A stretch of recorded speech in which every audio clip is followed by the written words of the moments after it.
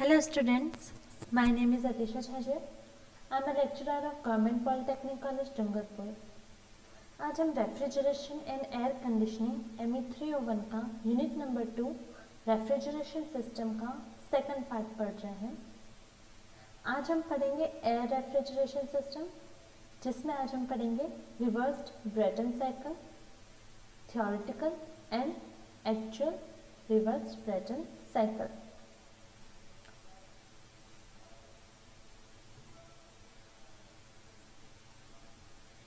Last class में हमने पढ़ा था about air refrigeration system. There are two types of air refrigeration system that are reversed Carnot cycle and reversed Brayton cycle. इससे पहले वाले class में मैंने रिवर्स्ड कार्नोट साइकिल पर वीडियो बनाया था, आप वो लेक्चर जाके देख सकते हैं। आज हम पढ़ेंगे about reversed Brayton cycle.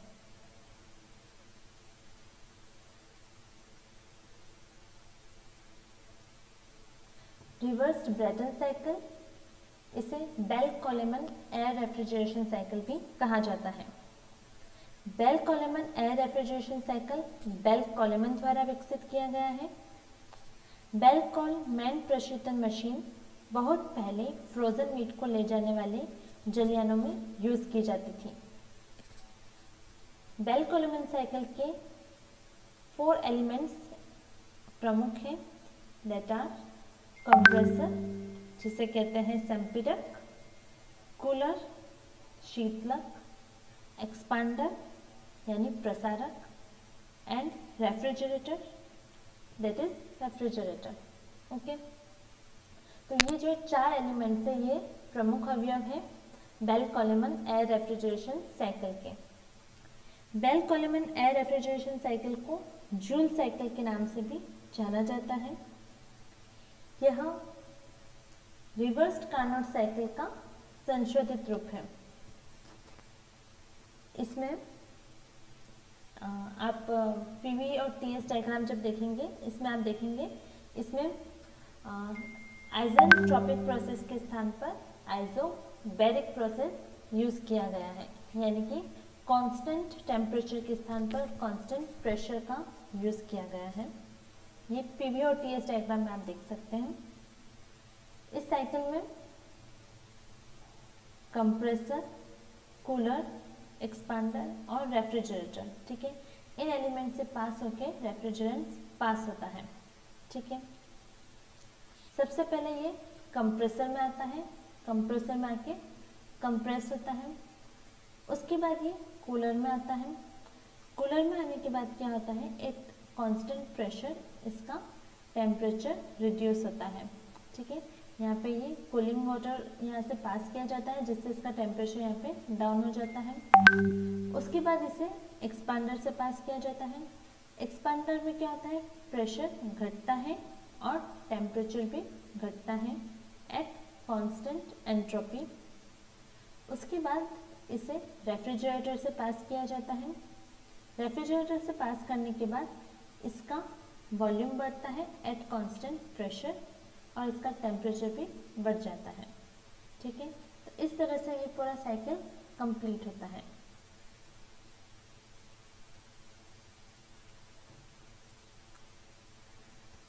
Bell कोलेमन cycle 2 type की है, आइडियल साइकिल और एक्चुअल साइकिल। पहले हम आइडियल साइकिल की बात करते हैं। आइडियल साइकिल में 4 प्रोसेसेस होते हैं। Process 1 to 2 that is reversible adiabatic compression in a compressor. ठीक है, तो प्रोसेस 1 to 2 में क्या होता है, एडियाबैटिक कंप्रेशन होता है कंप्रेसर के अंदर। सेकंड है process 2 to 3 reversible isobaric heat rejection in a heat exchanger. फिर प्रोसेस 2 to 3 में, ठीक है, ये कूलर के अंदर प्रवेश करता है और एट कांस्टेंट प्रेशर, यहाँ पे प्रेशर देखिए eight P2 and P3 equal है। ठीक है, आइसोबैरिक यानी कि at constant pressure, at constant pressure heat rejection होता है। फिर आता है process 3 to 4 reversible adiabatic expansion in a turbine. ठीक है, अब इसमें क्या होता है, ये टरबाइन में प्रवेश करता है और इसका एक्सपांशन होता है। ठीक है, ये एडियाबेटिक प्रोसेस है, यानी कि इसमें हीट का कोई एक्सचेंज नहीं होता। फिर है process 4-1 reversible isobaric heat absorption in a heat rejection.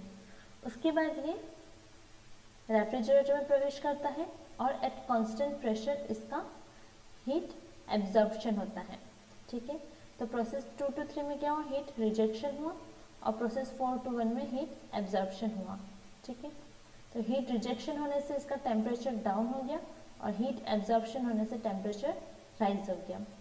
ठीक है, इसके अलावा जो आइसोबैरिक प्रोसेसेस जो थे, ठीक है,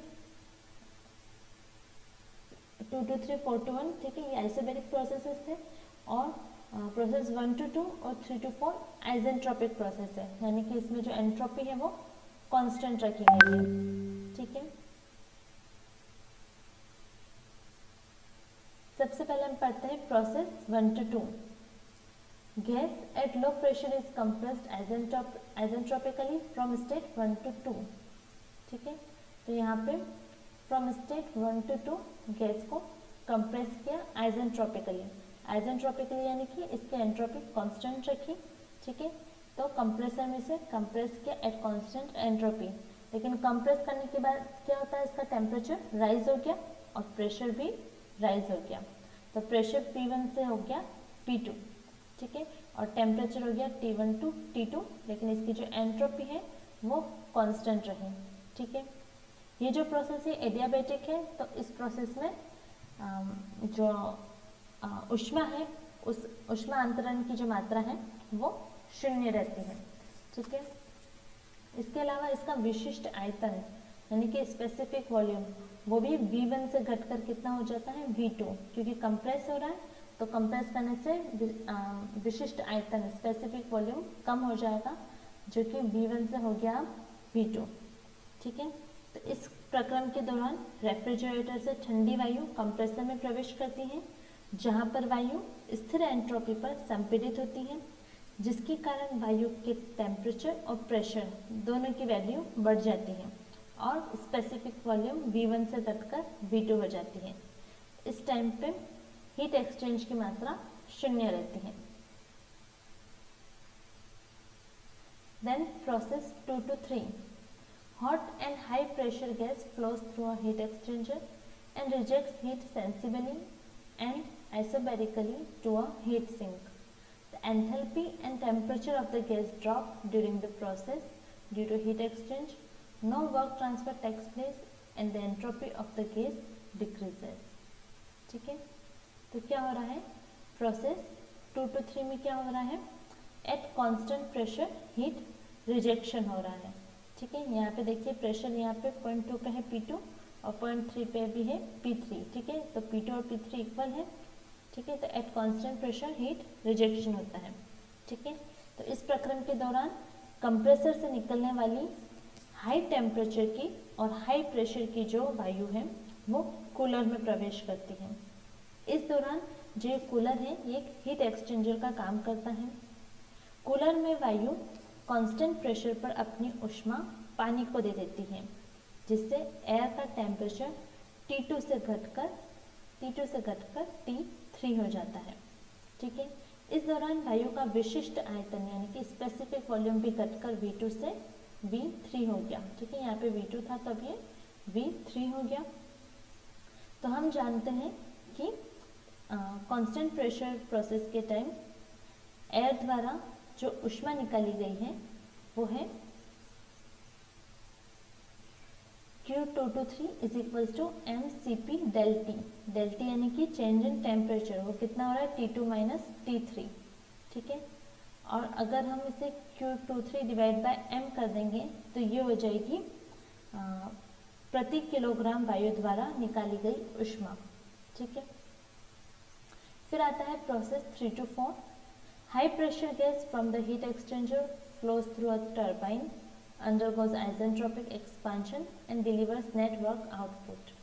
The temperature of the gas drops during the process from T3 to T4.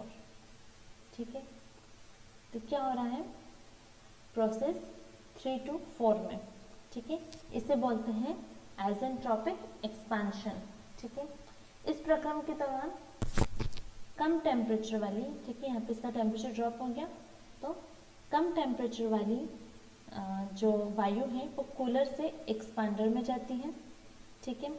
यहाँ पर वायु का दाब P3 से एनवायरमेंटल प्रेशर, ठीक है, P3 से P4 पर आ जाता है, और P4 पर क्या है, एटमॉस्फेरिक प्रेशर, ठीक है।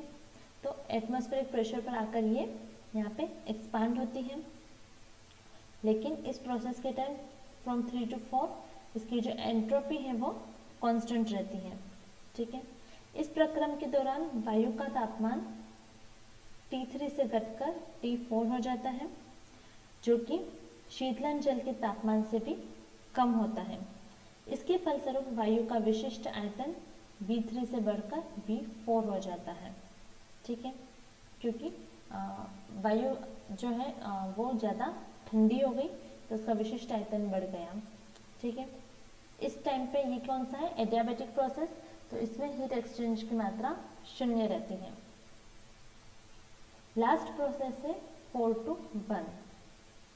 Cold and low pressure gas from turbine flows through the low temperature heat exchanger यानी कि refrigerator and extracts heat sensibly and isobarically from a heat source, providing a useful refrigerating effect, ठीक है।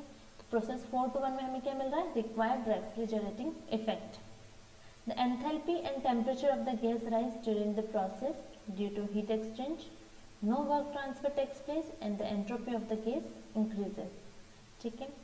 तो यहाँ पे Q4 to 1, ठीक है, क्या फॉर्मूला था, mCp del T, तो mCp del T change in temperature कितना है, T1 से T4, तो ये हो गया T1 माइनस T4, ठीक है।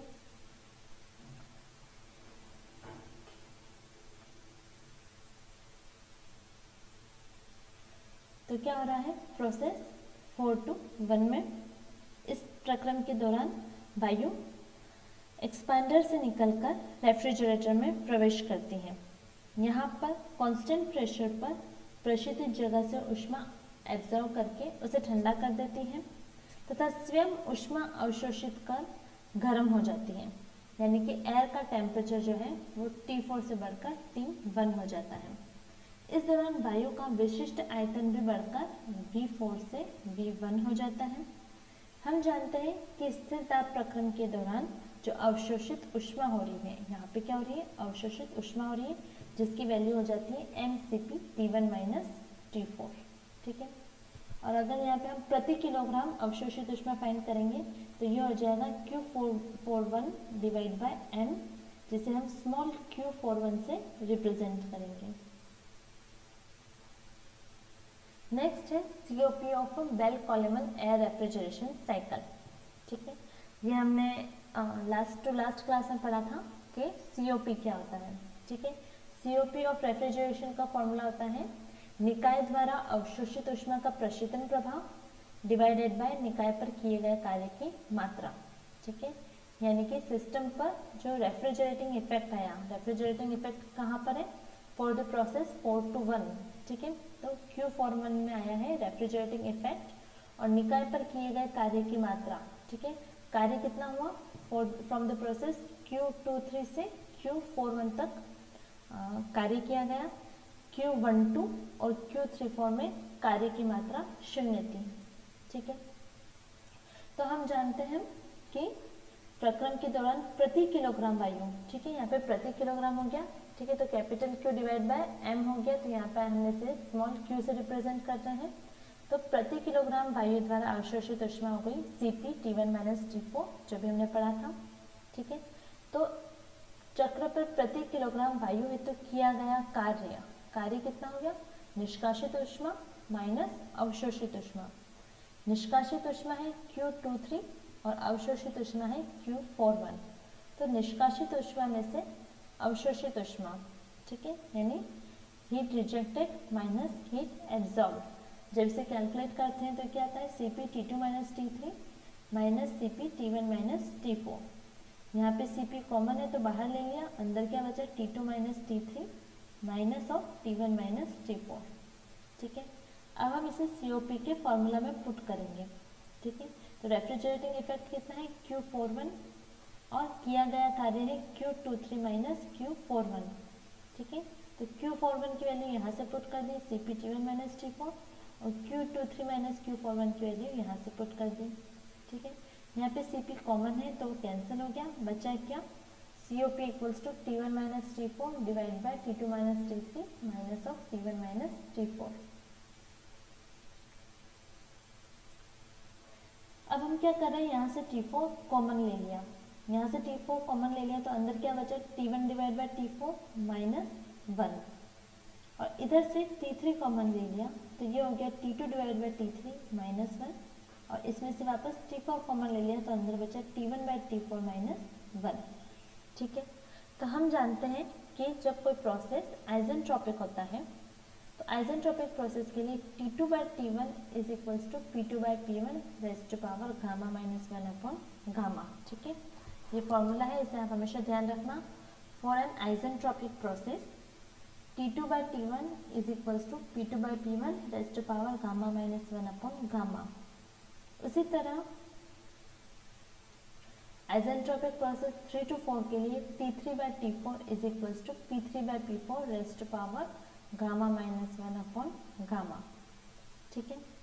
और चूंकि हम जानते हैं कि P2 इक्वल्स टू P3 है और P1 इक्वल्स टू P4 है तो हम क्या करेंगे, यहाँ से P3 को रिप्लेस कर दिया P2 से और P4 को रिप्लेस कर दिया P1 से, ठीक है।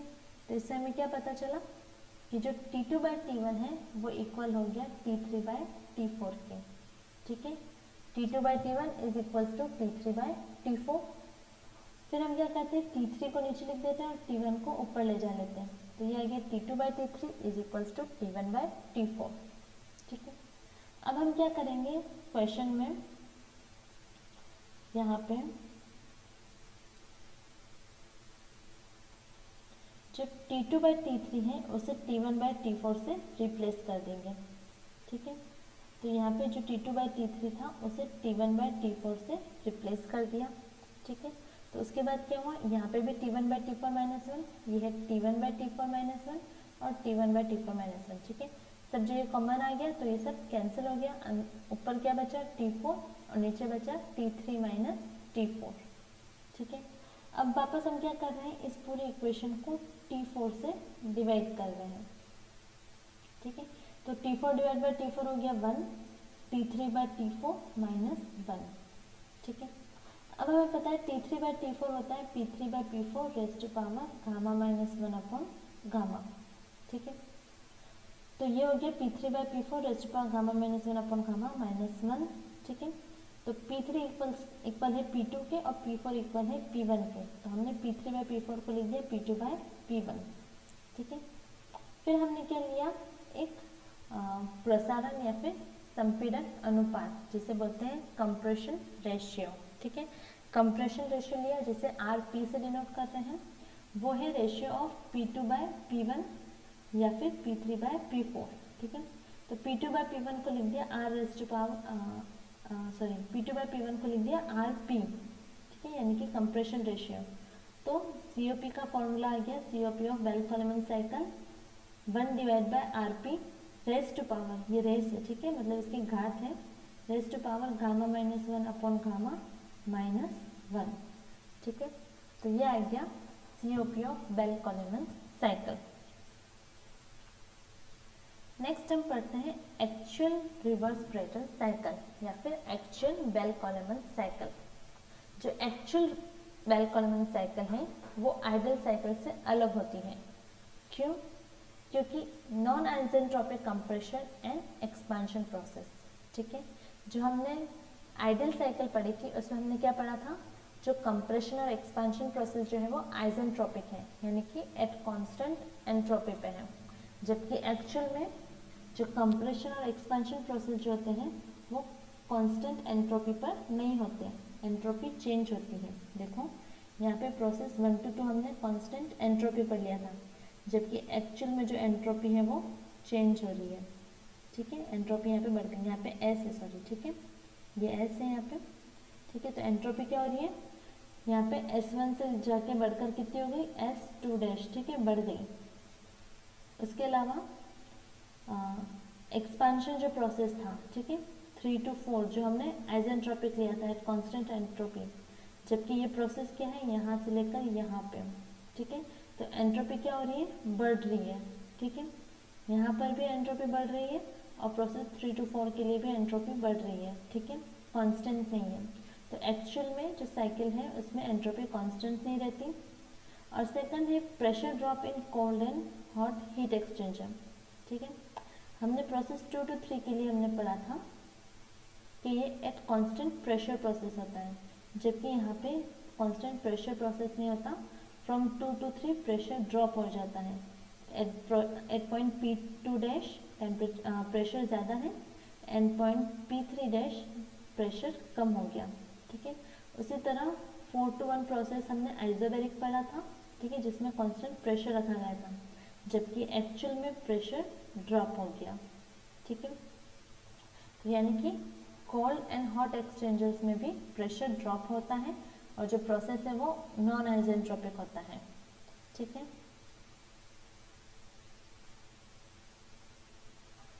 तो actual Bell Coleman cycle ideal cycle से किस तरह से भिन्न है। सैद्धांतिक चक्र में संपीड़न और प्रसारण प्रक्रम आइसेंट्रोपिक यानी कि सम एंट्रोपिक रहते हैं, जो कि होते हैं PV raised to power gamma equals to constant, ठीक है।